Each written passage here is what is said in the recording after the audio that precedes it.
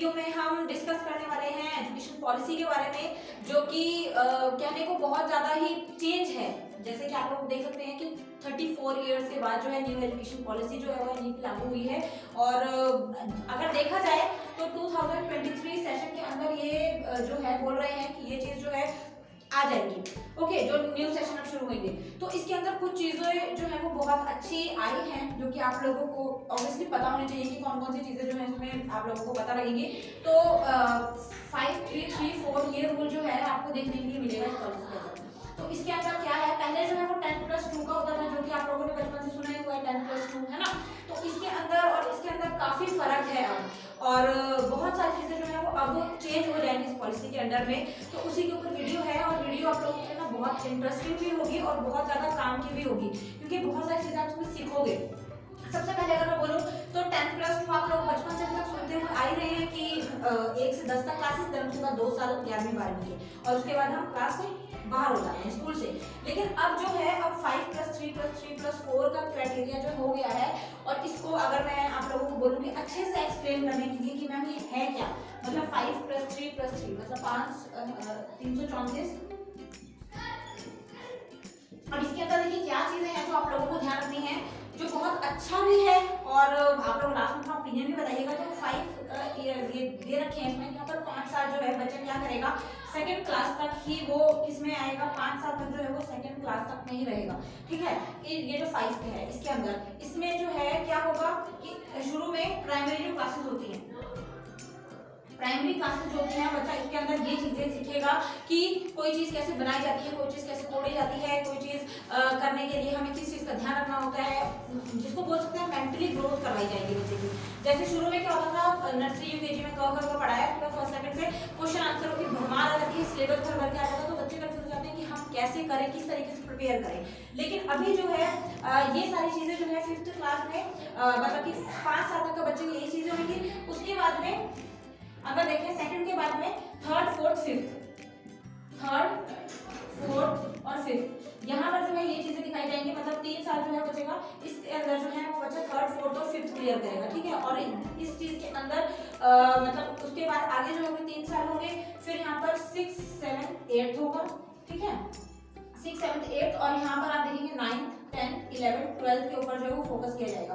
तो इसका मतलब यहाँ पर सिंपल है कि बहुत सारी चीज़ें आपको यहाँ पर देखने के लिए मिलेगी कि जो ये वाली क्राइटेरिया है, यहाँ पर ये होता था पहले कि बच्चों को स्टार्टिंग से स्कूल करवाया जाता था, तो यहाँ पर बहुत सारी चीज़ें इस तरीके से होती थी कि शुरू में बहुत ज़्यादा बर्डन बच्चों के ऊपर आ जाता था। लेकिन अभी इसके अंदर में काफ़ी सारी चीज़ें अच्छी हो जाएंगी, जिससे बच्चों को कोई भी कन्फ्यूजन नहीं होगा, कोई भी प्रॉब्लम नहीं होगी, और काफ़ी सारी चीज़ें बच्चे अच्छे से सीख सकते हैं। सेम मतलब कहने का मतलब ये है कि उनके ऊपर बर्डन नहीं आएगा, जैसे होमवर्क का बर्डन होता है, सिलेबस का बर्डन होता है, छुट्टियां पड़ती है, इतना सारा काम हो जाता है, तो बहुत सारी चीजें जो है वो इसके अंदर आप लोगों की कम हो जाएंगी।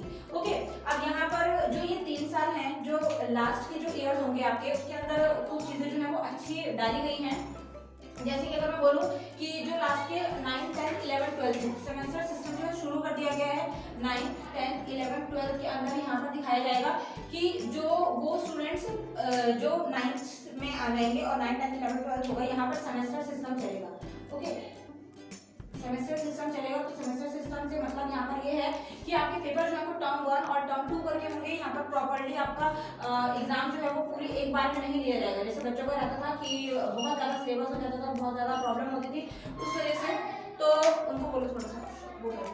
तो यहाँ पर टर्म 1 और टर्म 2 का जो है काफ़ी ज़्यादा, जिसको बोल सकते हैं कि सिलेबस भर भर के बच्चों को आ जाता है, लास्ट तक बहुत सारा सिलेबस होता है तो उनसे कवर नहीं होता। तो अब टर्म करके आप लोगों के पेपर होंगे टर्म 1 टर्म 2 करके, ठीक है, और सेमेस्टर सिस्टम होगा। अब इसी ऐसे ही अब एक कुछ चीजें हैं, जैसे कि 6th हो गया, 7th हो गया, 8th हो गया, इन 3 क्लासेस में मेन चीज ये देखी जाएगी कि बच्चा जो है वो कौन सी इसके अंदर कौन सा उसका सब्जेक्ट के अंदर इंटरेस्ट है जो वो यहाँ पर करना चाहता है। तो उन चीजों की जानकारी जो है बच्चे को इसी में दे दी जाएगी, और इसके अंदर जो है काफी सारी चीजें बच्चा वो सीख लेगा जो यहाँ पर वो सीखने आएगा। तो एडवांस में काफी कुछ सिखाया जाएगा, और ये जो है वो बहुत अच्छी चीज है बच्चों के लिए, ठीक है बेटा। तो एक ये भी आप लोगों को फायदा होने वाला है। तो ये 5332 का जो फंडा है वो यही है, बस ज्यादा इसमें कंफ्यूज नहीं होना है। 10+2 की जगह 5334 का फंडा रहने वाला है। और इसके अलावा मैं एक चीज और बोल दूं, जैसे 10th के बाद जो है ये रहता था कि आर्ट होता है, कॉमर्स होता है, ठीक है, और मेडिकल होता है और नॉन मेडिकल होता है। तो बच्चों का ये रहता था कि वो जो है ध्यान उनका होता था कि आर्ट्स है, कॉमर्स है, मेडिकल है, नॉन मेडिकल है, उस हिसाब से उनको सब्जेक्ट चूज करने पड़ते थे। जैसे आर्ट्स के अंदर अगर मैं बोलूँ कि सब्जेक्ट जो है वो हिस्ट्री होती है, फिजिकल होता है, हिंदी, इंग्लिश और जो सिंपल सब्जेक्ट होते हैं मैथ्स, इकोनॉमिक्स चॉइस में होता है। बट कॉमर्स के अंदर जो है अकाउंट्स होता है, बिजनेस होता है और मैथ्स होता है, इकोनॉमिक्स होता है। मेडिकल के अंदर बायो होती है, फिजिक्स होती है, केमिस्ट्री होती है, जो ऑप्शनल में ले सकते हो, और नॉन मेडिकल के अंदर फिजिक्स, केमिस्ट्री, पीसीएम होता ही है। तो अब बच्चा क्या करेगा कि 10th के बाद अगर वो गया है तो वो ऐसा कर सकता है कि अगर उसको मान लो कि मेडिकल लेना है बट उसका इंटरेस्ट जो है वो आगे मतलब उस कॉमर्स के अकाउंट के अंदर ही है, तो मेडिकल के अंदर उसको बायो लेनी होगी, ठीक है, और मैथ्स हो गया और इसके अलावा में फिजिक्स हो गई। लेकिन उसका इंटरेस्ट जो है वो अकाउंट में भी है, बट अकाउंट जो है वो कॉमर्स में आता है, सो बट वो कॉमर्स से अकाउंट भी ले सकता है।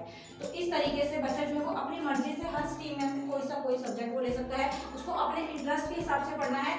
और ये चीज़ जो है वो सबसे अच्छी हुई है, क्योंकि कई बच्चे ये रहते थे कि वो कॉमर्स में जाते थे तो उनका इंटरेस्ट कोई मेडिकल वाले सब्जेक्ट में होता था, कोई फिजिक्स वाले सब्जेक्ट में, फिजिक्स केमिस्ट्री में होता था, तो वो नहीं ले पाते थे। लेकिन इसके अंदर बहुत अच्छा ये इम्प्लीमेंट हो जाएगा कि वो ये चीज़ अच्छे से ले सकते हैं और कर सकते हैं। ओके, अब इसके बाद एक